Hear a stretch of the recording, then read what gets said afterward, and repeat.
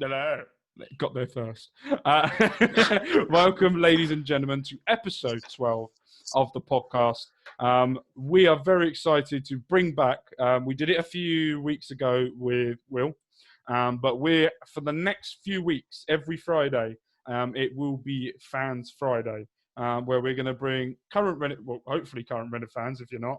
This could be interesting.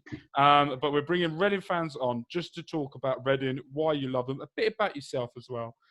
So everyone can get a bit of an understanding of you, where we all come. We all want to see more Reading stuff around it. So, just to let you guys know, on Twitter, as we're recording this on the Thursday, there is a poll out now. It is to choose from the podcast that you guys saw on Tuesday about the greatest Premier League winners. Oh, Jesus.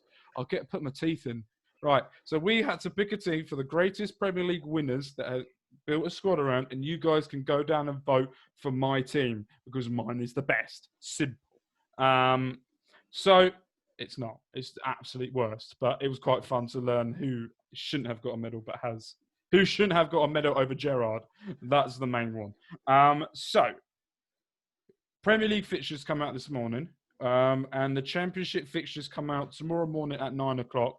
Saturday, we are recording a podcast for you guys for Sunday, where we're going to go in depth about the fixtures, about the Reading, and for anything else that we can conjure up in that, if anything happens in the next few days.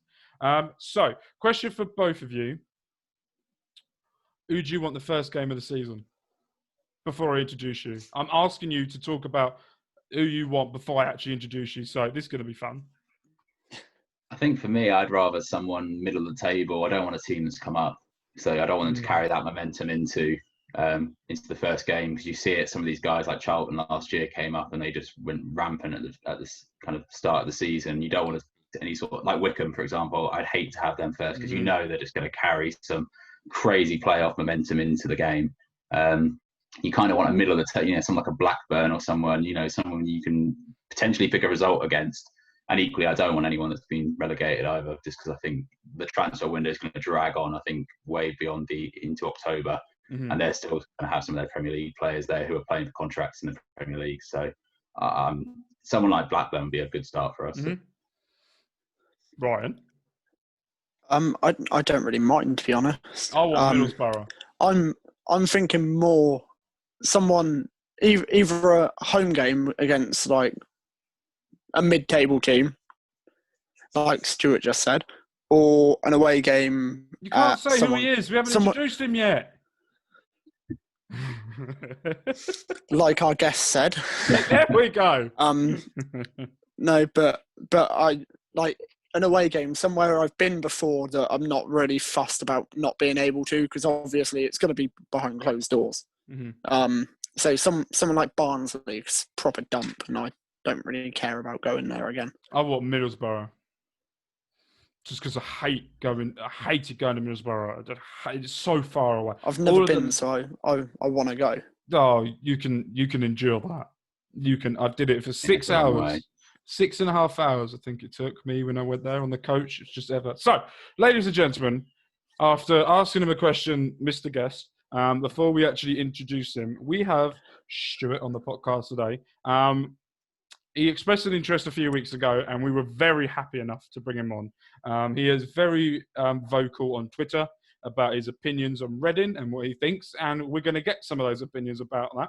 But first, and you've just clicked onto the Google Docs, haven't you? Because I've just seen a flash pop up on my screen. It's really annoying. What I just want to say is welcome. Have you been enjoying the podcast, what we've been doing before? Yeah, no, it's been really good. It's it's nice to see a new podcast. I've followed a few of the other ones before, but it's nice to see something a bit different and get a different perspective on it, because I think, so as you see on Twitter, everyone's got so many different views about things, and to get a little bit more of an opinion, actually to understand some of the fans as well, is quite a nice. And to get Courtney on as well, obviously he's got quite good links with the team and the things that are going on. He's broken a few of the stories in the past year, so. It's good to be on, and looking forward to speaking to you guys. Yeah, that was quite a big shock for us to get him on, and he was very easy to bring on as well. He's very much happy to do it. I was like, huh? I thought this would take months of hard work and graft to get him on, but no. But before we start and before we get into anything, we had a conversation and we know that your partner is expecting any time now. Yes. So if anything happens, she has to wait Yeah. till you finish the podcast. I'm joking. I'm joking. I've already said to her, like, you've got an hour and a bit, so you can wait a little bit. So do you know, is this your first?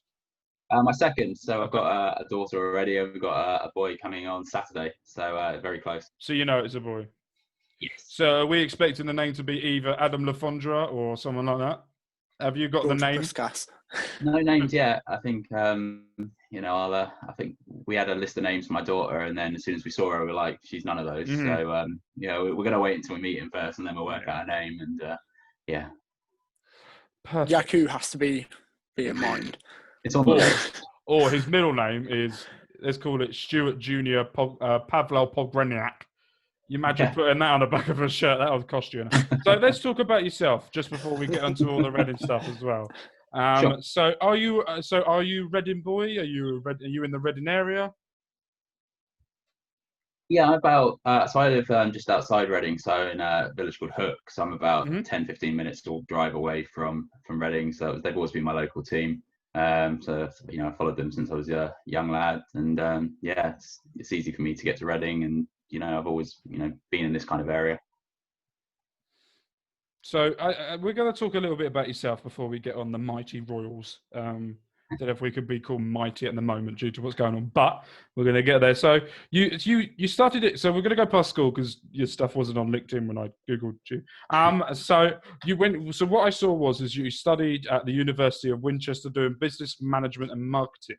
What sort of things got you into wanting to do that? What triggered you, and what did you want to come out of it? I think it was my father was in sales, and I was I was in the car, like traveling to games or going in there and listening to him a lot. And I always had that interest in business. I always wanted to run my own business. And when I was at that age, I wasn't really sure what I wanted to do. So I kind of went a bit more generic and went for the business management kind of courses, which are kind of given me a bit of a breadth of specialities. And decided that Winchester was a good university. It was close. I wasn't that bothered about living away from home. So I had friends that were going to Winchester, so I had a look at it and liked it. So I went there and did business management for 3 years, which I enjoyed. Did my thesis on international football and sponsorship, which was quite enjoyable because I got to speak to quite a few of the teams and get an understanding of how their sponsorship works and kind of the areas they look at. So yeah, it was enjoyable. Right, while you look at the text message I just sent you to say, ask the next question. Yeah. Would you like me to say where we are? It literally says it. So yeah, no, you do the next one. I'll do the one after. Oh my! Right. So you've completely baffled me where I was going with this as well. So I saw when you did that. So then you also went into the masters. You've completely right. I'm so sorry. We're never like this unprofessional. You've completely taken me off track. If I could point, I don't know if I'm in the right place for you. If I'm on YouTube, it's not the opposite way. On that side for me. On that side for me. Oh, okay. So you. So anyway, so you went and did your masters for that. Did you enjoy it that much that you wanted to get in it? Was it something that you were looking into doing before you did the course, or what sort of got you? What wanted you to do the masters? I think part of my course was around economics, and I really enjoyed like international economics and looking at how different markets work. And the university had created a new course in my final year in my undergraduate, and my lecturer had mentioned to a few of us that if there's any interest in there, that you could potentially be brought into the course. And it was an area that I really enjoyed, looking at kind of globalization, international finance, seeing how different markets worked and operated. So I decided that I'd do my masters, and at that point I still hadn't kind of decided what industries I was going to go into. So I thought, it's a good opportunity to, expand my education and learn a bit more, and then decide where I'd want to go after that. So Mark, obviously known to be a bit of a stalker with the guests when they come on. Yeah. His words, not mine. So he said that you've done quite a few different jobs during your time. What's your favourite been? Probably the one I've got now. So I've worked in the global telecoms industry for quite a while. So I worked for different companies like Vodafone Global, EE. I've done some work at Telefonica. I've done things throughout my career, but I decided last year I'd start my own consultancy business, which I really enjoy. I've always kind of wanted my own business, and it was a great opportunity to kind of take the things that I learned from the telco market and put them out into the real world. And I consult on large scale projects, so things that involve things like 5G, artificial intelligence, any emerging technologies. I tend to get involved in. I do a lot of guest speaking around the world, so I go to events and talk about artificial intelligence, about 5G, about anything that's coming up in the technology world. And being your own boss is great. It's scary at times when you're trying to find new clients and do things, but essentially you're in charge of your own destiny, and that's something I've always kind of wanted to aspire to. And last year I kind of made the jump and created my company. How has it been affected with the whole COVID situation? Obviously, that speaking hasn't really been a possibility. Yeah, it's not been too bad. I mean, I've got some clients that brought me on for considerable times, and we just have to kind of adapt to things. I do a lot of webinars and talks now, so I host events online like Zoom or Teams or anything like that. So it's not been as bad. I mean, obviously, a big part of my world is traveling and going to different events and meeting people, and you just kind of have to adapt and do things like this, do video calls, do webinars, just different ways of reaching people, and you kind of miss the interaction side of things. But it's one of the things we just have to do with COVID, and trying to adapt to the global pandemic. Yeah, so you've done quite a lot, and we can't talk about majority of the stuff that you're doing now due to certain stuff that you're doing on. So if you could go back to yourself, no, I'm going to rephrase the question because I'll just skip past one, is where would you like to see yourself in 10 years' time? 10 years, wow. I mean, probably doing what I do now, in all honesty. Maybe large consultancy, have more people working for me, that kind of thing. But I really enjoy what I do. It's a bit cliche, but I do really enjoy what I do at the moment. And this is kind of my career is kind of built up to get to this point. And if I can continue to be my own boss, work with some really exciting clients, look at some really cool projects, travel around the world talking, educating people on the emerging tech side of things. If I can do that, great. If things go really well, maybe be a Reading owner one day. Who knows? But I think things are going to have to go really, really well for that to happen. I wouldn't wish that on anyone. Yeah, well, yeah. It's but no, I mean, if I had the choice, I would definitely continue what I'm doing. It's really rewarding doing that, and when you pull off new clients, or you get you do a really big event and it goes really, really well, there's no better feeling than that. So am I going to carry on then? I'm waiting. Normally when it answers the question, no, sorry, you froze for a minute. Good up. It froze for a minute. Oh. So if you could go back to your younger self, what advice would you give 10-year-old Stuart, 15-year-old Stuart? What would I go back and do? I'd maybe not stress as much about things that I probably did back then. Like I was really focused on exam results, and it's probably quite timely of people getting their GCSEs and A levels at the moment. I was, stressing about that, how important it was to try and get, great results. And, I did okay. I didn't do great in any of my exams, but, I think I put so much pressure on myself to try and do that, you can stress yourself out, and you can kind of get yourself so tied up about it. Maybe to relax and, just take things a bit easier.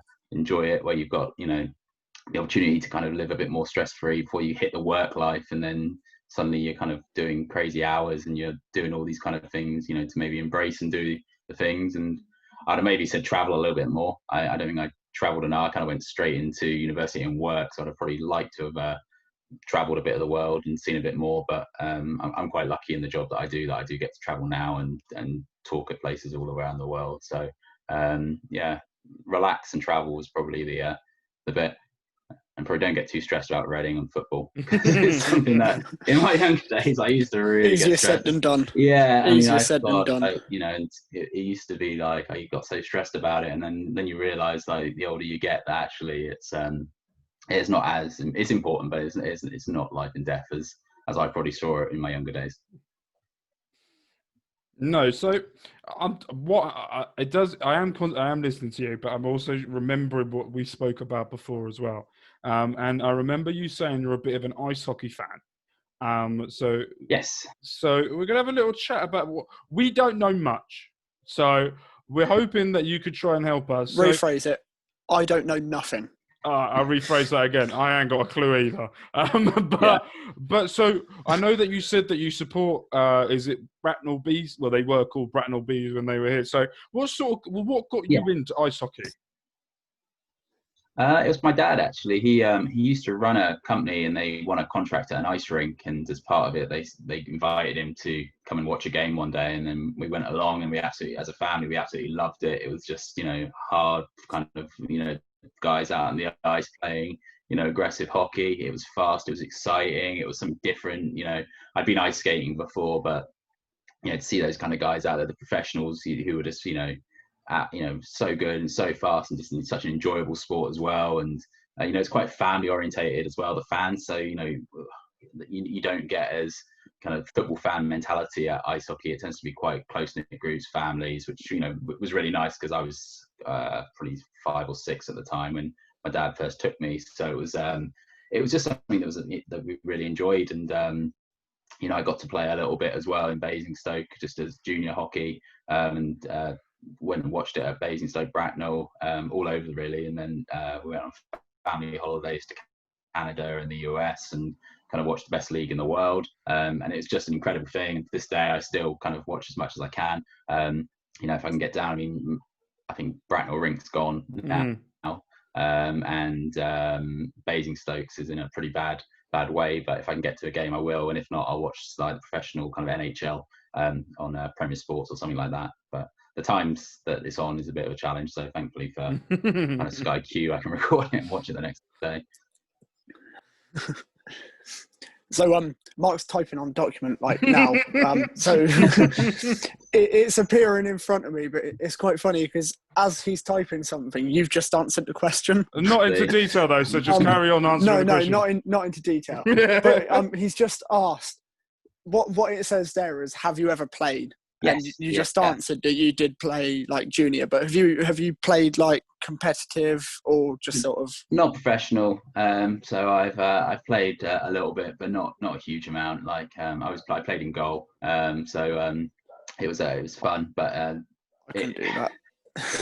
I wasn't blessed with kind of being a lot of height. So when you're in ice hockey, you tend to get a lot of guys who are like 6'3", 6'4", who can skate around and kind of hit you like no man's business. And I was 5'10", and I wasn't going to be able to do anything like that. So I always liked being in goal. So I played a bit in goal. But no, I played a little bit. I played a lot of street hockey. So growing up, I was kind of roller hockey, street hockey with my family and my brother. Some of my friends, so I played a little bit, but not enough, and I was never good enough to kind of go professional or anything like that. So the team that you support, Bracknell Bees, but is there a team that you have in the NHL, or is there another team that you sort of look out for? Yeah, I mean, I always liked the Toronto Maple Leafs. I went and when I was on holiday, kind of went and saw where they played the game there. They were always kind of the team that I'd pick if I ever was on like PlayStation playing NHL or anything like that. So I've always kind of got a soft spot for them. But I watch hockey. I've seen hockey all around the world. So there's teams in Russia that I like. There's teams in the minor leagues in the US that I've kind of always got a bit of a soft spot for. But the Bees were one of the main teams that I watched growing up. And my dad sponsored the team, so we always got to meet the players, and we got to really become part of the kind of the hockey family there. So it was always fun to go to, and it's a shame to see that the rink there has closed down, because it was it always had a bit of a soft spot in my heart, that place. That was the first place I ever went ice skating. I got a concussion there as well. This is no joke. I'm not surprised. No, I'm not either. So this is a fun fact about myself. So a couple of days. So my mum and my air quotes dad, I call him sperm donor because he's done nothing. If you ever hear me on the podcast ever say sperm donor, it relates to him. And basically, a few days before we went to go and watch Disney on Ice, and it was Pocahontas we went to watch, and she did this spin in the middle of the ice, right, just going round forever. Yeah. And a few days later, we went, oh, we'll go ice skating. So I went, I can't ice skate. I still can't to this day. I step foot on the ice and I fall on my ass. But we went on the ice, and I sort of got a rhythm where I was going okay, and I got really, really confident. Like, I could do the spin. Yeah. But the spin didn't want to do it with me. So what happened was I was going really fast and then tried to spin. But what actually happened was I spun onto the floor and slid majority over the ice and just went straight into the barrier. And then I remember waking up to three people stood around me going, "Are you okay?" I went, "Yeah, I think I'm all right. Just a bit." I remember blacking out. Apparently I was on the ice. How old were you at the time? 6, 7? Maybe a bit older, knowing me. I think I know that a few Christmases ago, at Winter Wonderland in town, in Reading Centre, they did it in the Thornbury Gardens. I tried ice skating about 2 years ago on that. There was kids that were going around just easily, and there's me holding onto the barrier going on. But yeah. So you said that you've been around the world, and you keep every question I write down, you keep answering with some of it. So we're just going to expand on some of the things that you say. So I'll ask the next 2 questions in one go. Go on. Yeah. So the next 2 questions. First of all, we're talking ice hockey now, so do football later. It'll be the same question again. Yeah. But what is the best game you've seen live, and then what's the best game that you've seen altogether? The best game live. It was probably one of the playoff finals. I can't remember what year it was now, but it was the way that ice hockey in the UK works is a bit like you have the playoffs in football. They have a weekend of playoffs, so essentially you have two semi-finals in the same day, and then you have the final the next day. And it was it's kind of happens every year in Nottingham, and every year it's amazing because you go there, you meet your mates, you get drunk, you watch ice hockey. It's just an amazing weekend to go to. And I remember just one year there was a team called the London Knights who were Bracknell's kind of rival, but they just kind of went berserk there, and the fans were going crazy. I think they scored with like 0.2 seconds left in the game to make it to the final for the first time ever, and it was just unbelievable. There was a guy who had a fight with somebody on the bench. It was just it was literally just it had everything. So to watch that live, ice hockey. It is incredible sport. I mean, it's a lot less physical these days. So the leagues kind of cracked down on things like the hits and the fighting because of concussions. There's been a lot of documented issues around players that have retired with concussions. So that they've been quite hot on that now.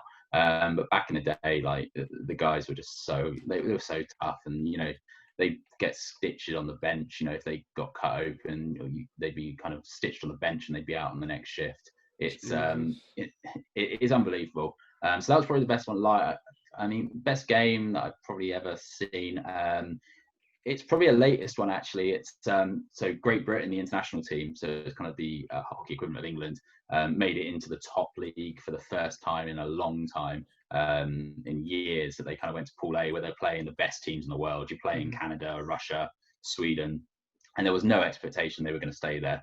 And in the last game, they beat France in overtime. And I think I was feeding my daughter at the time. She must have been like 3 months old, and I want to jump up when they scored, and I was like holding my daughter here and holding the bottle and trying not to celebrate too much. But that was probably the best game that I've seen for a long time, just because GB were never expected to do anything, kind of the unexpected result to keep them up and to keep them in Pool A for another year was just incredible to watch, and kind of have some national pride in it as well. That's good. So I guess I'll ask the one that you just typed. Go on. Okay. So in the middle of that, he's typed, ask if you watched a 6-hour game in the playoffs. The recent one, the one that's gone on crazy. No, I mean, my friend was watching it. So my friend, one of my best mates, Johnny, was watching it, and I think he texted me at like 2 a.m. or something, saying he's like got to go to bed soon. Like, this is ridiculous that this has gone on.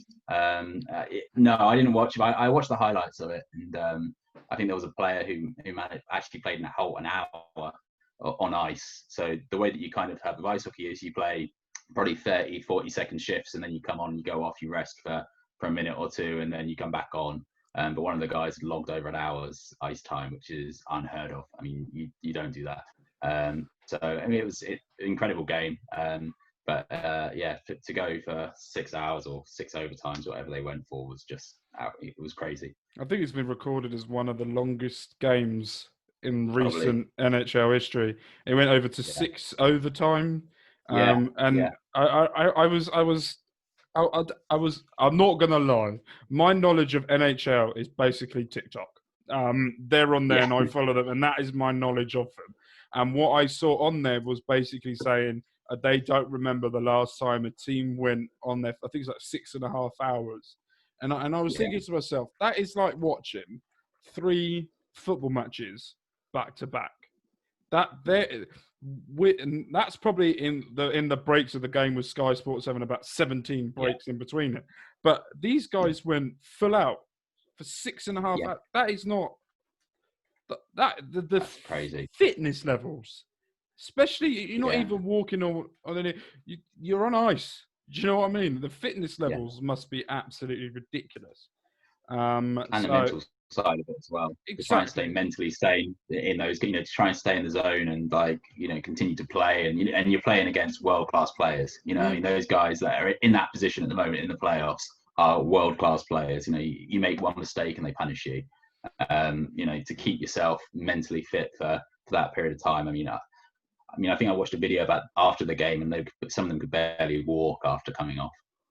Well, it's understandable, and I think not surprised. No, they deserve a medal, I think, for leaving that long. So we'll keep with the ice hockey and keep going. So what must be, just thinking about that, the most disappointing thing would be coming off the ice there, thinking we've just played 6.5 hours and we lost. Yeah, yeah. You'd be so upset. You'd be drained. Yeah, that's where the mental side of it comes in. That the other team's got to take that momentum into the next game. Like if they're on a downer, you've got to try and punish the next game. That they haven't got the positive mental attitude to carry that through. Yeah, and completely agree. So NHL, have you been watching much of it this season? I watched a bit of it. So at the beginning of the season, I watched it quite a bit. They had lockdown, so that they've kind of done it like the American sports have. They've created bubbles, and all the players are kind of in the same bubble. So I've seen bits of it. I haven't seen as much as I like. My work's just been crazy at the moment, so I've not been in a position to watch too much hockey. But I try to watch the highlights when I can, and I've got my mate Johnny. We talk about it most days, so I kind of keep up to date with what's going on. And the Leafs went out early doors, which was disappointing. So I've tried to keep an eye on it, but not as religiously as I probably would have done in my younger days. Yeah, so I'm going to skip a couple of questions here. Go on, because it goes on it. Again, I'm going to split it into 2. Who's your favourite current player, and who's your favourite player of all time? My favourite player currently. There's a guy called Connor McDavid, who's kind of one of the best players in the world at the moment. He's a young guy. He's really good. So he plays for Edmonton. He's just a crazy talent. He's kind of the Messi, Ronaldo level of talent in the hockey world. So he's probably there at the moment. In terms of my favourite ever player from the NHL, it's probably one of the goalies like Curtis Joseph, or there was a really old school goalie called Kurt McLean, who when I was younger, I think I was 10 or 12 or something, like I had all his like shirts and like a goalie equipment type stuff. I just absolutely loved him, and he made some really cool saves, and so he was a favourite of mine. And I always like the fighters as well. Like I know they're cutting it out of the game at the moment, but there was a guy called Bob Probert who passed away a few years ago, but he was just so tough. He was the kind of guy that if you saw him on the ice, you would just jump onto the bench, because he was just an animal.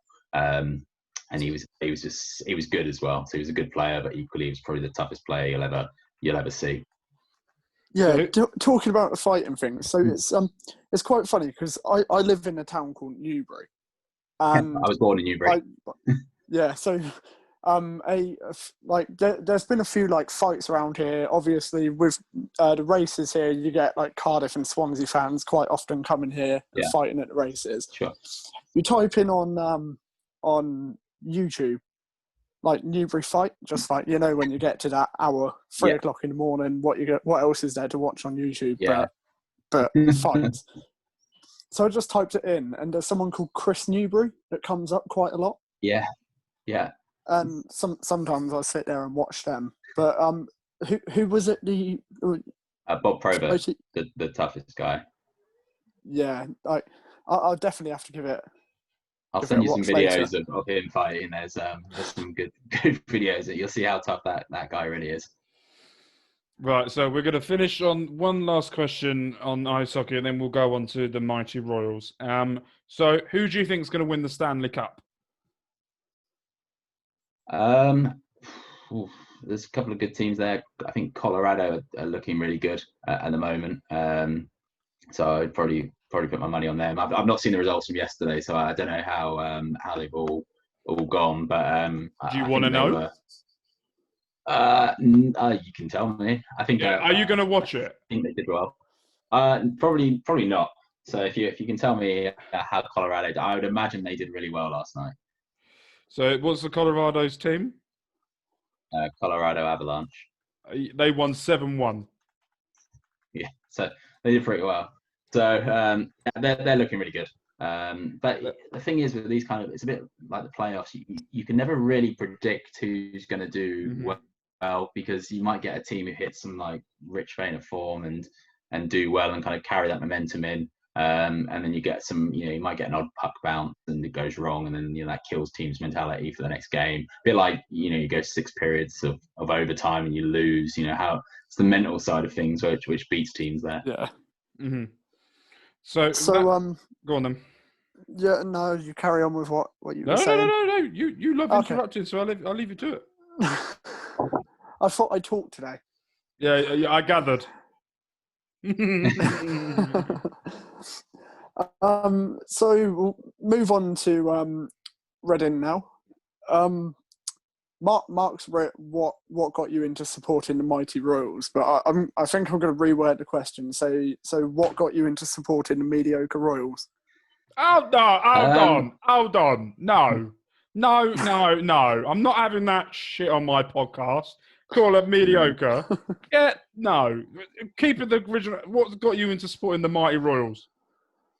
I think being my local team, I always kind of had Reading at my heart. My family all United fans, so I didn't really want that. I kind of wanted to go down the local team. So I always looked after the results. And then I think my first game was about 20 years ago, which was I think it was the playoff semi-final against Wigan. And then I just loved it. I mean, since then I've kind of been hooked, and I've gone to most games, for the last couple of seasons. I don't get to go to as many away games as I like, but no, I just loved it really. And it's kind of one of these things like when you've got your team, you can't change. You kind of get the bug, and then that's it. And then unfortunately, at times I think oh god, I could have watched a Premier League team and kind of enjoyed the success, but actually I love it. There's the fun in that though. There's no fun. I mean, I've got friends who are like Man City fans, and there can't be any real enjoyment all the time with that. Like that's the joy of watching Reading when things actually do go well. It's amazing. And you can kind of embrace those moments a bit more than you can with like City or United or one of these big Premier League teams who where you're pretty much guaranteed to be in the top half of the table. Yeah, no, and completely agree with you. So what player, with you first started going out, what was the first player that, for me, my very first player that got me the love, sort of made me fall in love with Reading was Kevin Doyle. He really grabbed me to, I watched Reading, but I always used to just turn up. I used to go, that's fine. And then there's something about, there's always that first player that makes you, oh, I love him. I'm going to be like him, no matter how crap what everyone thinks about him or what they think he is. Yeah. So who was your first player that you sort of gravitated to and made you fall in love with Reading? I think it was Gylfi. I think you could just tell he was just different quality. You know, when you see people come through, you can see the quality, and with him, you were just like, you could tell he was special. Like, you know, coming through, you know, you look at the players around him, you look at everything there. I remember seeing him, he was just different level. And then, you know, I kind of said to, I think my dad at the time, that we'll never be able to keep him. Like, he will go in like a season or two, or someone will come in for him. And I think Hoffenheim or something like that, when the German teams came in and got him. And I think they paid full price, you know, all the money up front as well to get him. And I was just like, I just remember thinking this when he went, I was like, I don't think we'll ever see a guy like him come through again. And I don't think we really have. So Gylfi's probably up there with guys. I always liked Graham Murty as well. I just thought he was always just a heart, you know, he was like one of these guys who would like live and die for the shirt. And he was always one of those guys, I think, left everything on the pitch. So he was one of the guys I liked as well. So I think he was a bit of an unsung hero. You know, and didn't probably get all the praise that he probably should have got. No, I completely agree with that. Go on then, Mr. Gobby. I thought I'd let you get a word in. So, other end, this is one we ask everyone again, and the reaction is always, who is the worst player that you've seen in a Reading shirt? And you can't say McCleary, even though it's obvious. Someone worst as in talent, or what the player I hated the most was Robson Canoe. Oh, thank you. Thank you. He did my head in, because you could tell he had something about him. He was just lazy on the pitch. You know, like, it really annoyed me when he did that Cruyff turn against Belgium, because you never saw it. You know, I said he's never produced anything like that in a Reading shirt. He was just, because he had all the raw materials to be a good player, and you saw it in glimpses from him at times where you could say, well, actually, he is actually a good player. But he was just, for me, a lazy player, just somebody who was just, you know, we needed to move out of the team. I'm glad when he went, and I'm amazed that Premier League team even touched him, because he was just, for me, just the wrong type of player that we needed. And I couldn't stand him when he was a Reading fan. I think we might have a new host here soon. I'll tell you what, you said, I don't know whether you listened, I think it was Adam, when Adam was on, and I had a rant about Al Robson-Kanu, how much I hated the man. I think it was with Adams. I can't remember which one it was, but I did have a rant of how much I disliked him. So that's it. So have you changed my question? Oh, no. I think, anyway, two-part question for this one. What's the best game you have seen live? There's the same sort of thing as we said with the hockey. And the best game that you've watched with the Royals? It was a result went against us, but one of the best games I remember seeing was the Arsenal 7-5. It was my brother-in-law's first ever Reading game. And I just remember sat there in the stadium, and it was like, I think it was 4-0 at one point, and the place was just rocking. It was just unbelievable. And like even my brother-in-law said, like, oh, this is amazing, they're going to beat Arsenal. And I went, just hold on. Like, let's just, I watched Reading enough. Like, let's just watch. And I think it was Kasper Gorks made like a really lazy header or something just before half time, and Walcott kind of raced in and scored. And then I think you could hear the kind of collective groan, because you knew what was going to happen. They were just going to ramp it up. And I think Giroud came on, or Giroud played, and he just absolutely tore us to pieces. So that was probably one of the better ones I've seen. I also loved the Jaap Stam kind of the run where we had Fulham in the semi-final, and I remember the place was just electric. It was just kind of, you know, I've got a video on my phone of like when they were coming out, and you know, it gives me goosebumps like when I watch it, because it's like, that's the kind of, you know, that's the Reading that you love, like the proper fans. Big Jan. Just watch it. See, that's it. Like, that's, I mean, I loved Jan, because even like before that, when we played Leeds, and I think he was on social media or like on the media saying we're going to definitely beat Leeds with doing them, and I think he scored a penalty, against them. Or No, it wasn't a penalty. It was just a really good finish, wasn't it? Where it it really come back finish. to him, You're right. and he spun on the spot, Yeah. didn't he? And top And corner. I just remember that the place exploded, and it was just that for me. That was just like perfect. I mean, I think I was in like Upper West at that point, and even they were celebrating. You know, I mean, it was just one of those perfect games. So yeah, those two for me, or the three kind of associated games, are probably my favourite memories. And then I didn't watch it live, but when Jimmy Kevey did his socks pull up against West Ham, what a day! What a day! Was that the 6-0 one? Could have been. Yeah, I think it was. TV wise, it had to be the Southampton game that were 1-3-1 when I think Robertson responded. I watched that game. I think a mate of mine was there. He said, "You're going to get battered here," because I think they were all over us at the beginning, and we kind of just clawed these goals out of nowhere. And when I think Jason Robertson, I think Lafondra scored. I think it should have been offside from what I remember. Like he hit Hunt's back of his foot or something, and he just ploughed it in. It's just, yeah, that was probably like to watch that, and obviously to put one over Southampton as well is a great result. I don't know whether I was drunk. I was definitely drunk, but I don't know whether I was at the point of, because I was at that game, and I don't know whether it was because I was at the point of drunkenness where I was just so confident that we were going to win this, that even when they scored their first goal, I turned around to my friends and just said, we're going to win this. And they went, we might be able to get a draw, because they were all like, I said, no, we're going to win this. And when we scored the second goal, I don't think I have moved rows from where I was sat to the front row as quickly as I ever have before. I don't think my body would let me now, by how much I got flung. That was absolutely mental. So go on then. I know the next one. So again, go the complete other end of the spectrum. But what's the worst game you've seen? And there's got to be a lot.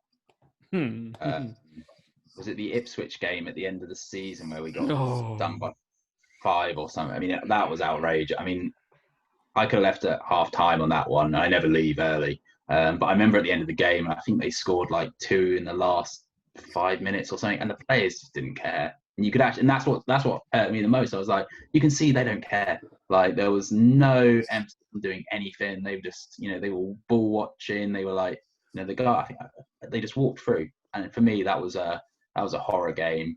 And I think there was one game against Hull which we lost 1-0, and it was pissing down with rain. And I think their goal should have been offside. And I remember just sat there being like, this is just one of the games I wish I'd never paid to come and see. I just remember I had that moment where I was just sat in the rain and it was freezing cold, and they're just awful game. And the goal they scored was offside. I was just like, oh god, this is like the life of a Reading fan. I can see why people support the big teams. So we're going to move on, and we're going to ask about. I had one to add in there. Go on. That I've just thought of, and it's a question for both of you, because I don't think I've asked you before, Mark. But what is the most memorable goal that you've seen scored by Reading? Because I've got one that sticks in my mind that I really remember. But I'll say it first. It was Ollie Norwood's absolute screamer against Ipswich, where McGoldridge tried to play it out. He intercepted it, played a 1-2, and just couldn't have got any more in the top corner from about 35 yards out.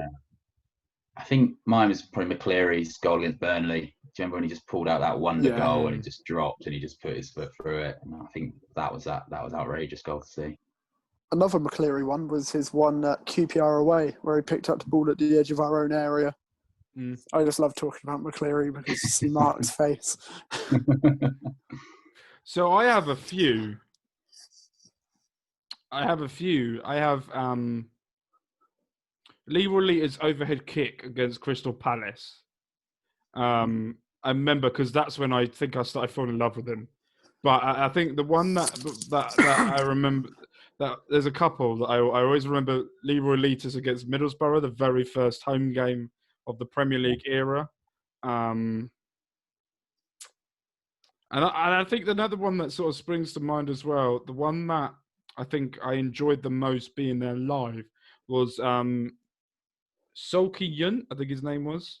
Or West Ham away. Yeah, West Ham away. Because where I was sat was exactly, the ball was there to my face. I thought he was going to knock me out as he hit that. I was so... And you always do the little flinch.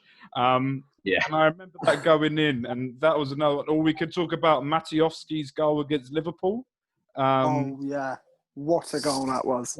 I was there at that game, and that was unbelievable. Or I think it was Gylfi Sigurdsson against Liverpool away in the cup. I think he scored one as well. I remember that so clearly. Well, not clearly enough to remember who did it, but I remember that. But I don't really. I think those are the main ones. But there's a lot more that I can remember. Liam Kelly against, I can't remember what he did it against, when he just turned and whacked it. Is it Derby? I want to say Derby. I think it was Derby. Yeah, that was Derby. Another one, Aluko, the only goal that he's ever done for us. That was another wonder goal, I think you could describe. There's quite a few, I think, we've been through. So this is a two-part question that we're going to ask you. And we asked Adam, and we know everyone's answer is going to probably be exactly the same for the first part.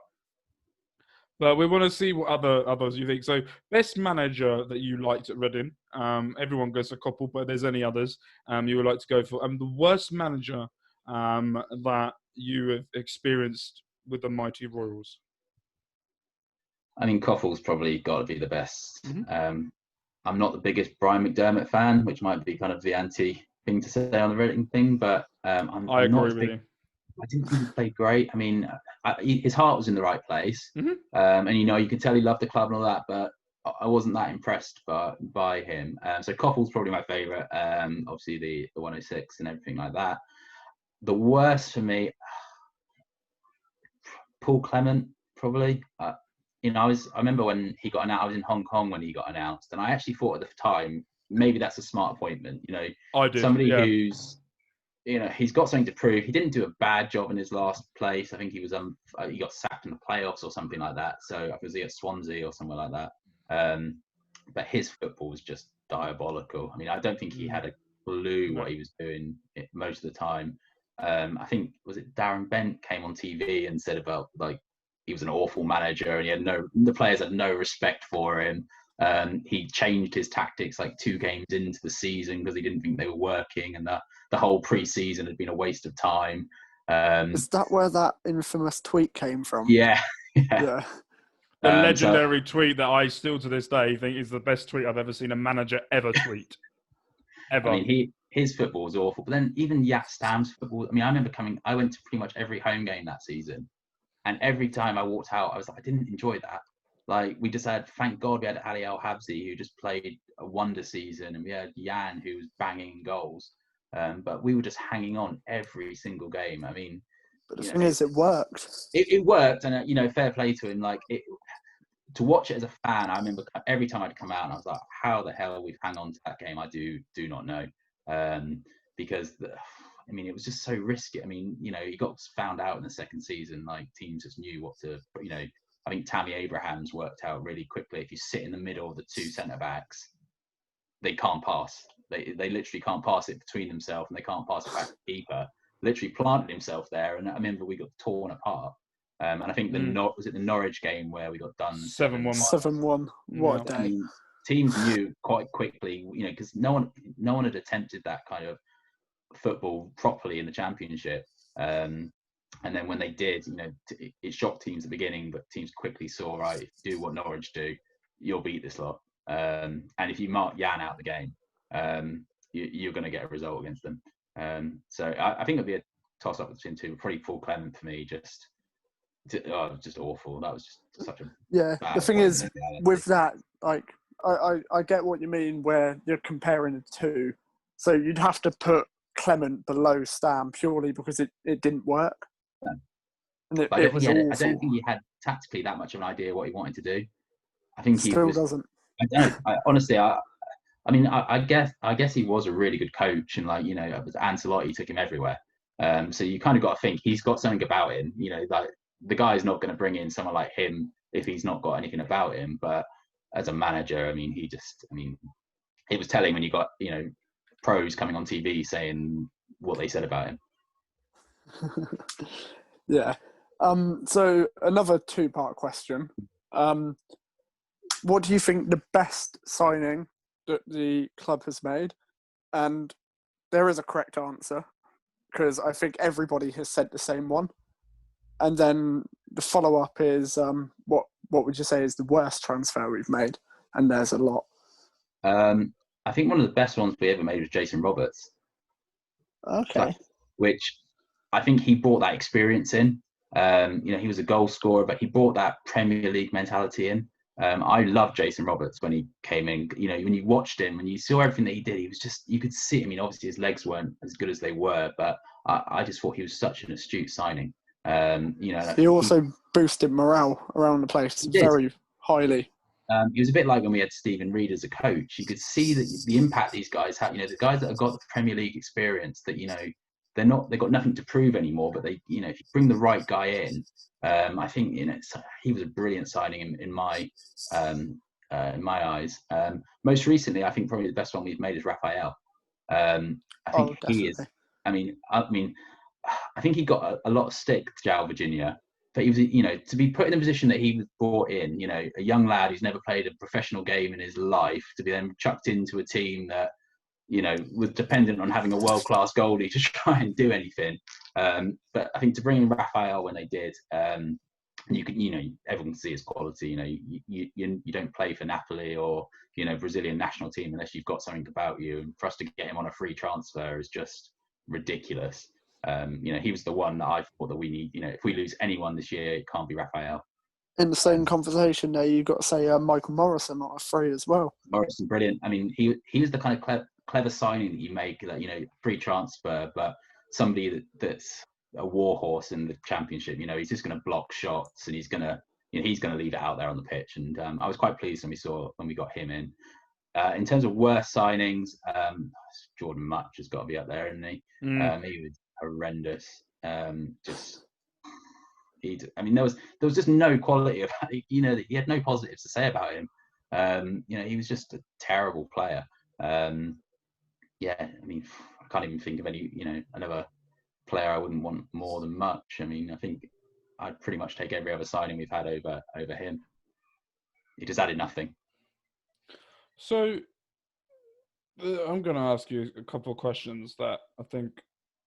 Okay, so we asked this with Adam, and we asked this with a lot of people as well, that what we think. So what do you think will happen in this transfer window? Yeah. And what will actually happen? So there's a sort of two questions. What would you like it to happen, and what do you think will actually happen? And then what we're going to do after that is we're going to talk about the previous season, what we've just gone by. And I'm lagging all over. I've just realised if you're watching me, I'm lagging. Jesus. But then so that is, we'll talk about what do you think? What would you like to happen in this transfer window, and what do you think will actually happen? Okay. So for this window, I'd like to keep the nucleus that we've got. I don't want to be seeing Puskas and Raphael and these kind of guys going anywhere. I think we've got to try and cling on to Raphael in particular. I think we have to assume that we'd love to keep Swift, but I don't think we will. So for me, I think we need to try and keep some of the nucleus of the team. I think we need to bring in a leader. I think we desperately lack some leadership. I think it's quite telling that Liam Moore's not been involved in any of the pre-season media. Michael Morrison got sent to BBC Radio to speak. Yeardom's spoken on the channels. Puskas speaking. Moore said nothing. Every other team usually has their captain that's kind of front and center of the media campaign. Even like the shirts. When they launched the shirts, they had McIntyre and Josh Lauren. Moore was nowhere to be seen. So I do think we need a leader, just some grizzled veteran that's got, not someone like Charlie Adams, someone who's got legs in them that can actually play a season. So I think we need to do that. I think we're going to be quiet. I think I read Jonathan Lowe's Q&A the other day, and I think we're under soft embargo from what he's saying, because he keeps saying the league needs to approve things, and the only way the league approves things is if you're under soft embargo.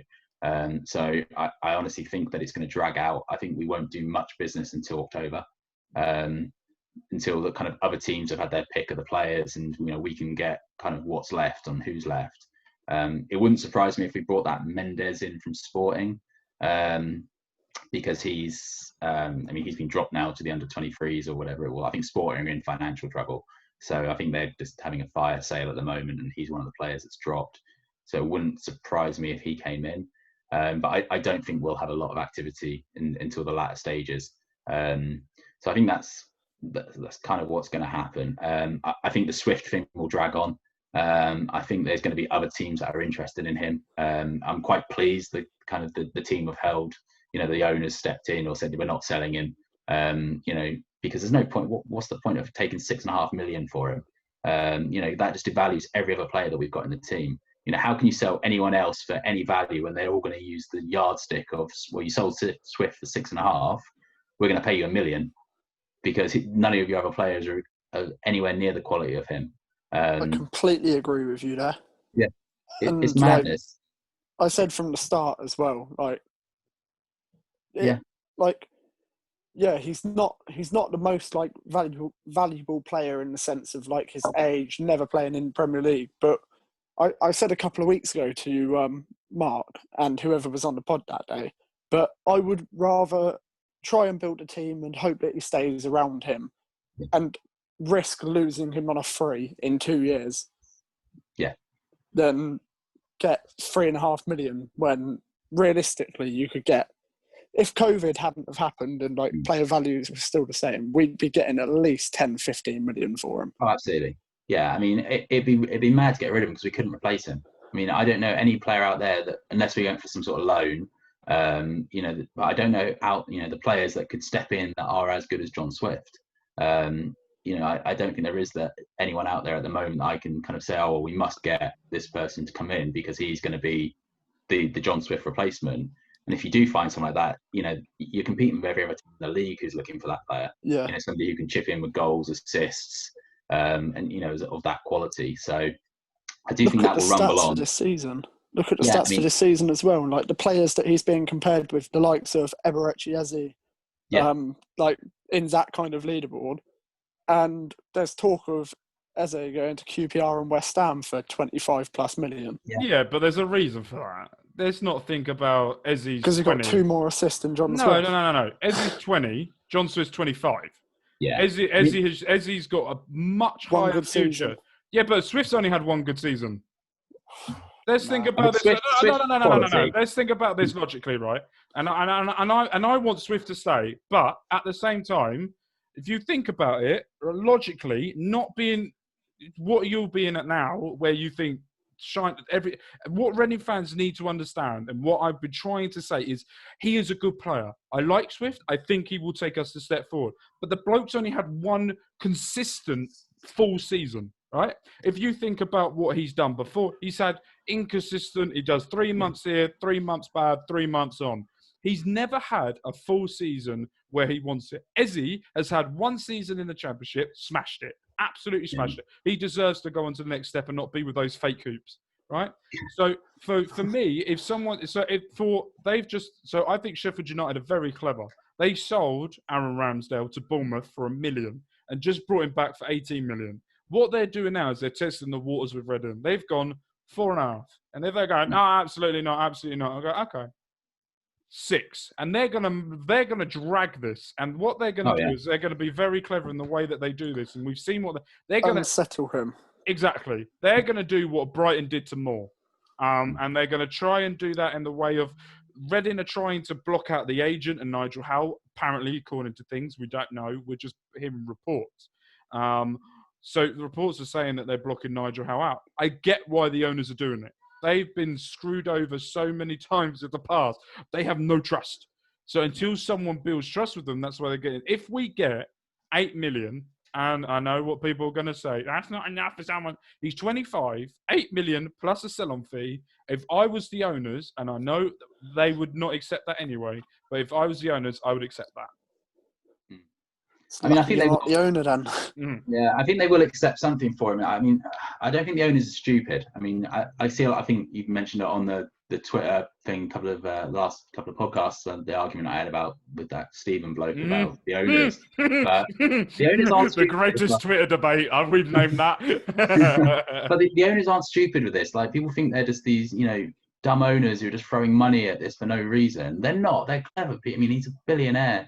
He knows what he's doing. Like, he's not going to sell our best asset for 6 million or 3 million or whatever Sheffield United bid them for. And we don't even know if this is, a bit of smoke and mirrors from Hal saying, well, look, the owner's telling me no. So unless you make me an offer that, blows their mind, we're not going to sell him.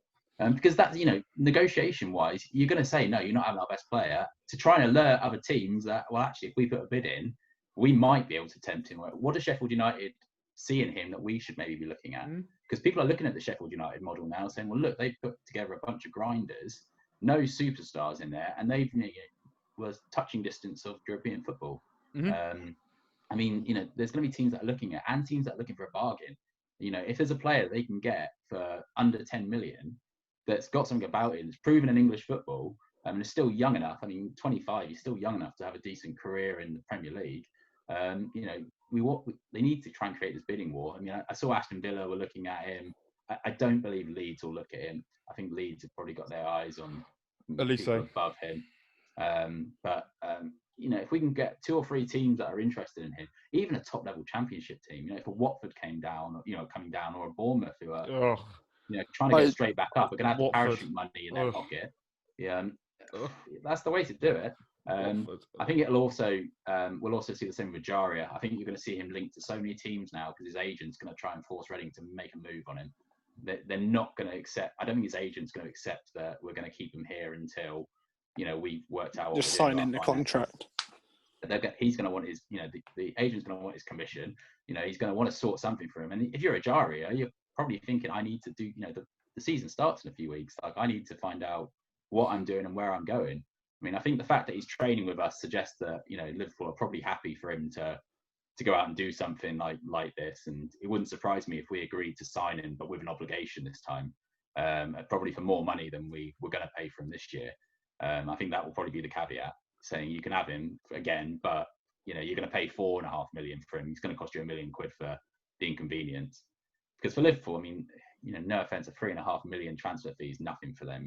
That's not stalling any of their transfers. It's probably just the annoyance for them that they've probably got to waste time negotiating this with us. The only problem for a team like Liverpool with that would be, so we want 3.5 million now, but if he has a good season in the Championship, who else is going to come in for him? And if someone else is going to offer 10. I don't think they've ever rated him that much. I mean, he's never had a chance for that. I think they were pretty much like, all right, he's an academy guy, he's off. Like, see you later. I think when they put their little press release out, they were pretty much like, he's gone. Thanks for your time. No, I mean, even the Liverpool fans didn't have a clue who he was. He was just some kid that was in the reserves that, had failed at Rangers and failed at Sunderland. I think, we're the ones that kind of brought him to the forefront and showed what he can actually do. But I don't think Liverpool are that keen or got any real interest in him at all. I don't think they're going to think anyone's going to spend more than 5 million for Ajaria, because he doesn't, his end product's the challenge. The difference with that Eze of QPR is he scores. He gets goals, he gets assists. Ajaria kind of went missing in some of these games where, if his confidence is low, he's not the same player. You can see when his confidence is high, he's I think he was against Millwall. Unplayable. He's unplayable. He'll cut for anybody. When his confidence isn't there, you can see he struggles, and he tends to drift in and out of games. And I think that was his challenge at Rangers, that maybe the pressure got to him or something like that, but he couldn't produce there. So okay. I'll ask you both a question. Go on. And I'm gonna do it the Mark style question. So just a yes or no answer. First game of the season, will Ajaria be a Reading player? No. No. No? He will be our player on deadline day. Yeah. He'll be the guy that scrapes in with about an hour to go, like they did last time with him. They'll agree. They'll bring him back somehow. There'll be something in the press about other teams that want him. I think Turkish team wanted him. Trabzonspor. Yeah, I think there'll be loads of stories like that, and I think we'll do some sort of deal on the last day to get him. Okay, so if I rephrase it and say 10th of December, will he be a Reading player? Is it a yes from both of you?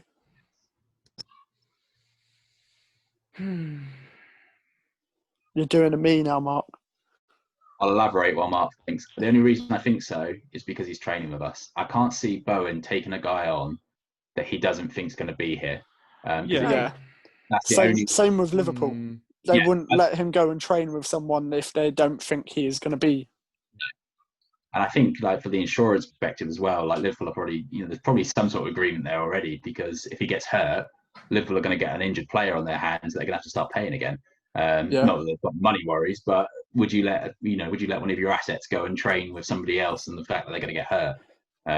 I just can't see it. I think if he wasn't training with us, I'd say we're in a bit of trouble. But I think the fact that he's here, he's been, part of the first team training, I think he'll be a Reading player by the end of the window. But it's just going to be one of these ones that we'll have to do some business to get some guys out, or do something to get some. So we're just going to track back a bit, just for a second before we've got a few more questions after this, but I want to track back a little bit and sort of get your opinion on the past season.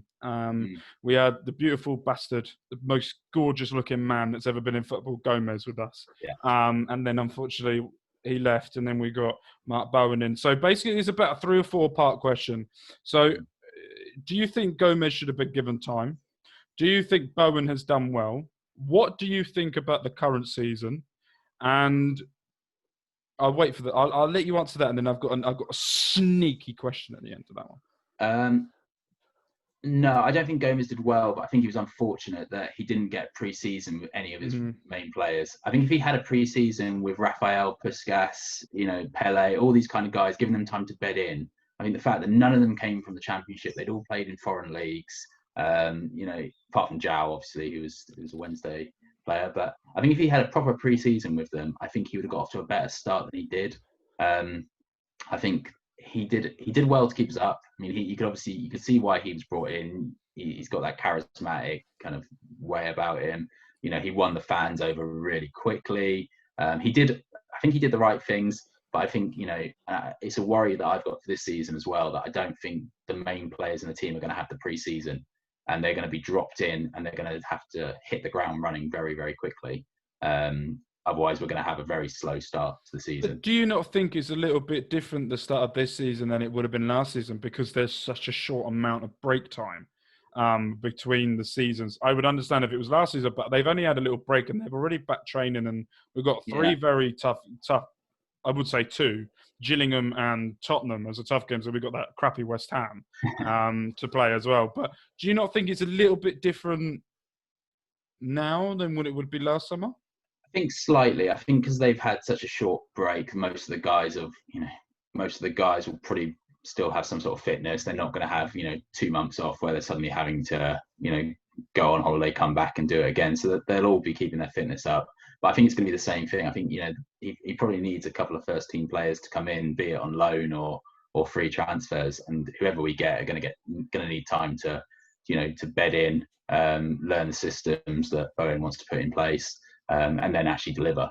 And I think this was the challenge with Puskas, that when we brought him in, everyone thought, oh, we spent 8 million on a striker, he's obviously going to come in and bang 30 goals in, and it doesn't happen that way. Mitrovic's first season, he scored 4 or 5 goals. It takes time for these guys to learn the leagues and, be able to actually deliver. So I think it's a little bit different this year. But I think the same pressure, and I think the same slow start. I do think we'll get to a slow start. I don't think we're going to hit the ground running like Bowen seems to think. I think he's going to take time. So what do you think about Bowen's appointment? I was really what anti Bowen has done. So at the beginning, I was really anti it. I just thought, this is just a guy who's, using us as a springboard to get into management. He's literally made a sporting director. He's literally decided he wants to be a football manager, and this is his way in. So I was really anti at the beginning. I was impressed by what he said. He said all the right things. He was, basically saying we're too nice of a team to play. Guys will come against Reading and they'll have a nice game, and they'll walk off the pitch, shake hands, and they won't feel like they've been in a war. And the first, I think, 5-10 games, you could see the players' mentality was different. They were being aggressive, they were being horrible. Miazga was finishing his tackles. People were leaving their mark on there. And I think teams saw this as a different Reading. I think there was definitely a couple of games in there where that wasn't the case, though. One that jumps out in mind for me was Barnsley away. That was awful. That was awful. No, it was. But I think they had that kind of at the beginning. But I think what really turned for me is when he got his new contract. And I think after he got his new deal, they just didn't look like the same team. They looked like they were either he got comfortable or the players were a bit more comfortable because they weren't playing with the emphasis. I mean, we had that patch over Christmas where I thought, okay, they've kind of come over the hump now. I think we beat Preston, then we beat Fulham. And you could see like the team was really bonded and everything like that. And then they just, it just went downhill from there. So, I mean, the annoying thing is the stats don't lie. Like when you look at the table from when he took over, they were 6 points off the playoffs or something based on how he do. So I think we have to stick with him. He's not the man I kind of think, he's going to lead us to glory, but we can't afford to just change managers again. I think this is the one point we're just going to have to stick with and just pray that it works. Because if we change again, no manager's going to ever touch us properly. It's a bit like what on their like 12th manager of the season or whatever the crazy number they've got. I mean, no big manager's ever going to look at Reading and say, well, I'm going to be given 0 time there. You're going to have, you've got an owner who wants Premier League football. You've got a team that's crippling on FFP. They're going to give me 10 games to try and turn things around. If I don't, I'm out of a job.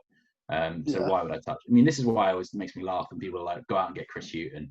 I'm like, he is going to be we are the last team that he is going to look at the moment, because why would he come here?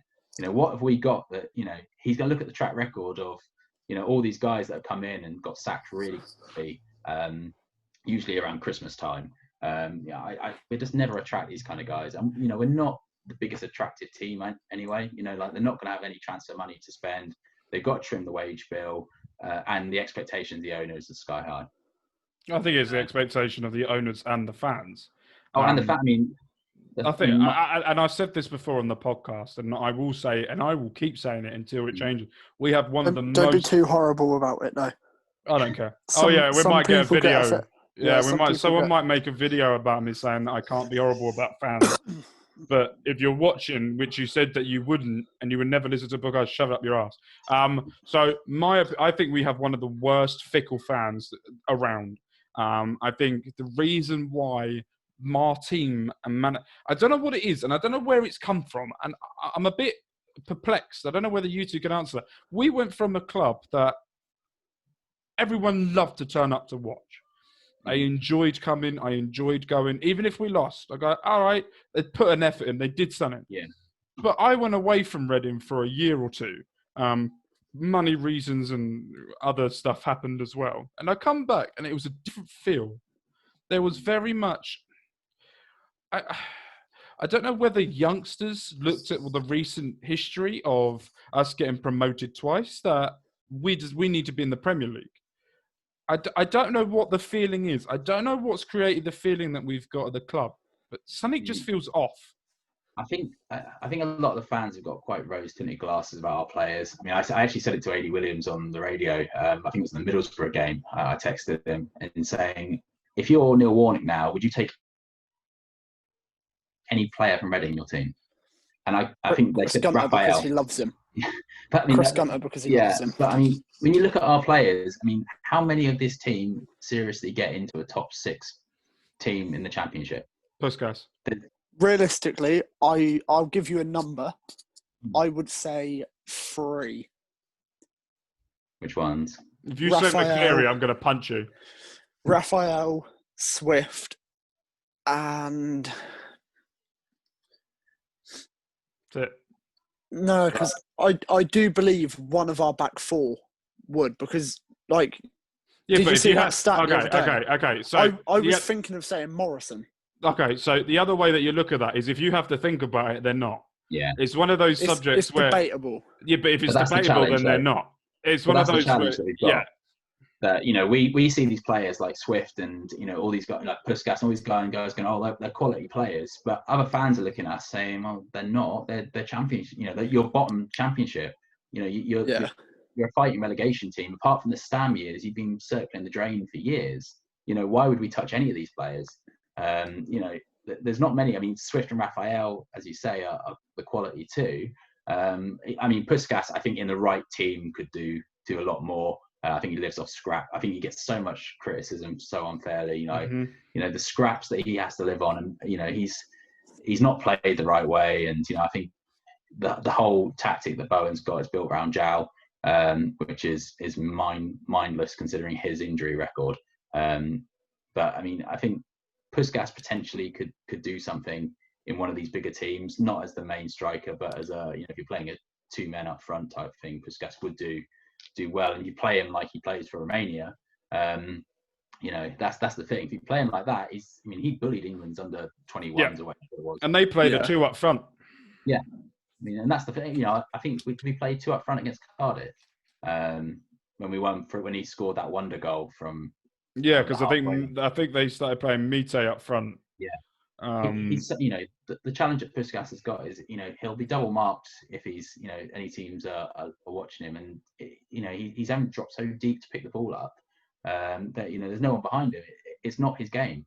You know, I don't know why they seem to be playing him like that, but you know, that's why I think we'll get Mendes, because he needs a target man, Jow style backup if he's injured. And I think, you know, judging on Jow's injury record, he was injured a lot at Wednesday. And, you know, here he's come in, he's been injured a lot as well.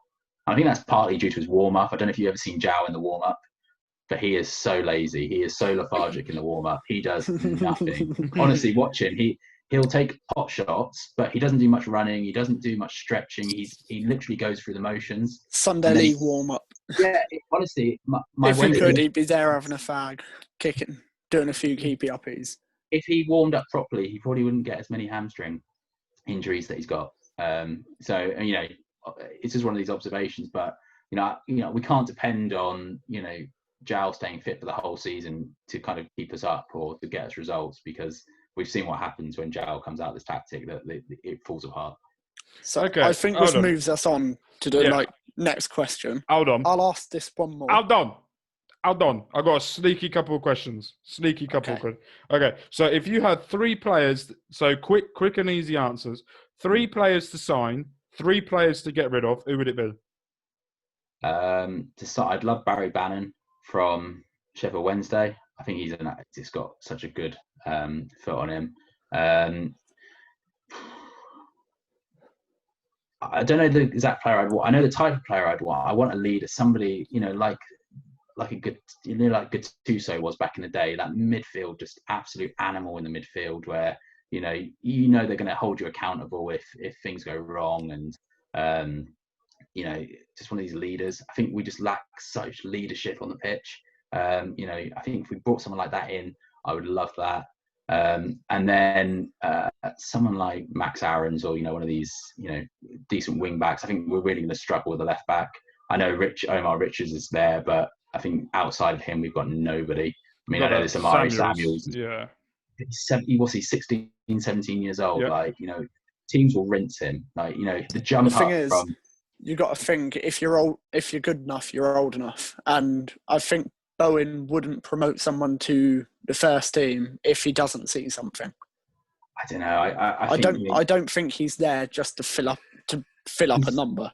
He's obviously quality. He's obviously got qualities about him, and you know, he's in the England setup, and he's you know, he was that player that got called up to the youth, the under 23s or whatever it was, and wasn't registered, so that's why they lost or got disqualified.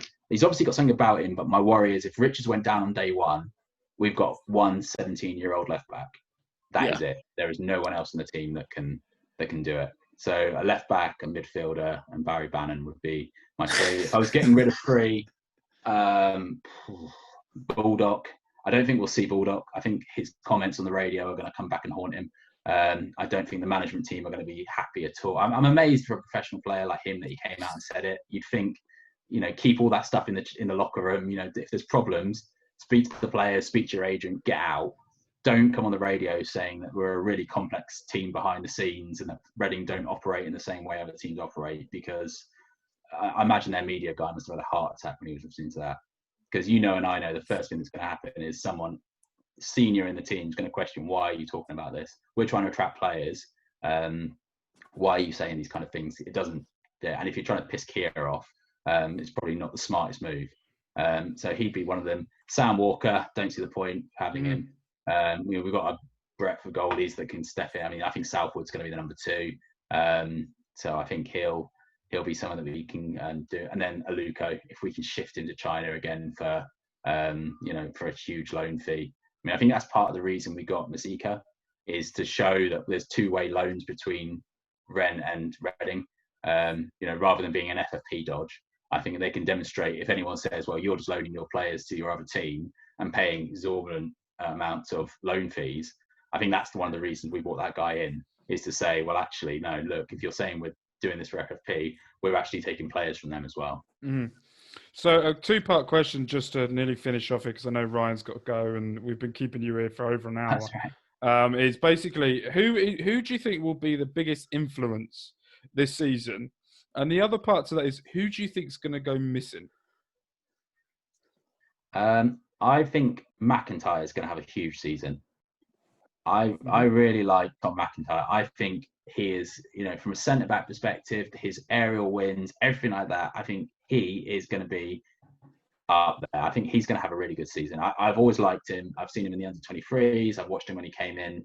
I think it was his first game against Rotherham. He got done over, and he had fractured skull or whatever he had, and then he came back. And for me, he's kind of player you want as Reading. He's going to be, if he stays with us, the future captain. He loves the team. He's passionate. He puts it all on the line. I think he's really going to be up there. In terms of people that go missing, I don't know. I mean, my head's saying Ajaria, because he's got a habit of going missing. He literally won't be here. But I don't know. He could not be here. But I think if he comes on a permanent, he might stay in a bit more. I think the player that I am a little bit worried about is Josh Lauren, because he had a habit of dropping, according to the Shrewsbury fans, of kind of drifting in and out of games. So if he takes it on and kind of embraces the challenge, he could be really well.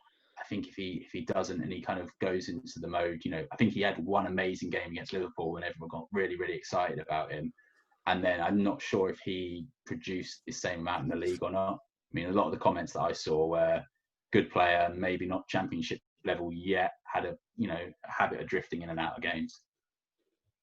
He's one of those players I'm really excited to see, Josh Lauren, just because what I've seen of him and what I've heard and what I've read, all the stats and everything, he just seems to me will help Reno not be the only one running and defending and doing something.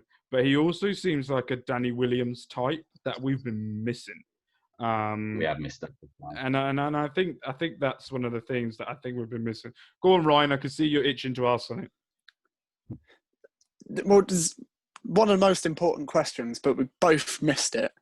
Where do you think we'll finish next season? I think we'll drift just below mid-table. I think we'll do enough to stay out. I think Wednesday's 12-point deduction is going to hamper them. I think Wickham will do well, but will peter out. I think we'll do enough again to stay out. I think we'll have a slow start. Will we be comfortably safe, or sort of last couple of games just escape from it? I think we'll do the last couple of games. I can't see us having a great season. I just don't think we've got the depth in our squad to be able to do it. I think if we had, more players, more kind of people, that we could bring in. But it all depends, if we have a good, transfer window and, we manage to, somehow bring in, 3 or 4 first team players, like, find that the next Raphael, get someone who's in a top league to agree to withdraw their contract with their existing team and come on, then I think we could do something. But I just don't think we've got the depth in our team to be able to do it. And I don't know if Bowen's the right. I just can't see him being the kind of manager that can take us into the playoffs. I think I put a tweet out a couple of months ago that, it's going to be this inevitable. We're going to be all talking about sacking Bowen at Christmas time. And you just see this merry-go-round. I mean, I really hope I'm proved wrong and he goes on to do massive things with us and, build up to what he's saying. But I just don't think we've got the depth. And I just, until we change things like the leadership and, the challenge I've got with Liam Moore is that he's seen off so many managers now. You kind of want to bring someone new in who's got new ideas and kind of flush out all this old, history that we've got. Because at the moment, you just get this dread that, if we go 3 or 4 games without a win at the beginning of the season, everybody's going to turn around and say, that's it now. Bowen's the wrong man. Change him quickly. Get him out. And you did all these players. You could see their head drops again, and inevitably know what's coming. You could see it with Gomez. You could see it with a few of the others. The players know when the manager's about to get sacked because their game plan changes. They, as soon as they go a goal behind, that's it. Game over. I think it happened to Bristol City when Gomez got sacked. I think you could see in the players that they kind of knew what was coming. I mean, they all said it was a shock, and no one knew what was coming. But these players aren't stupid. They know when a manager's against the ropes. And I just have this fear that if he gets a bad start this year, that's going to be it. Right. I'm going to have to go because I've got somewhere to be in 3 minutes, so I'm going to have to leave. No, that's absolutely fine. Leave it to you two. No, that's absolutely fine. There's only a couple more things I was going to ask, but you can go away. I don't want you. Right. I'll talk to you later. Nice talking to you both. Yeah, right. All right, you take care. You too. Speak to you later. Just get rid of him. There we go. That's better. Get rid of him. All right. So let's look at the couple of things. We're going to ask a couple more questions because I know we've been on here for a little bit longer. And basically, the one thing that I want to go back to something you said just a minute ago about the depth.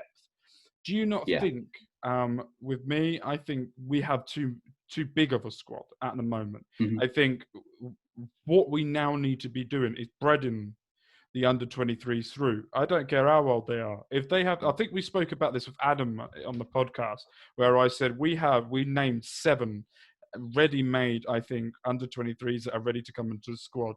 Do you not think if we keep bringing in players, we're just going back to what we had before, with the depth and with the people we added?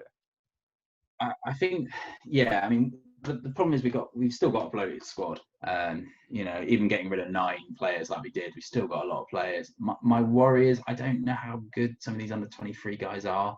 Like I watched them, I've seen some of the under-23 games. I kind of followed them through, from the 18s, 23s and up. But how good are some of them to make the jump?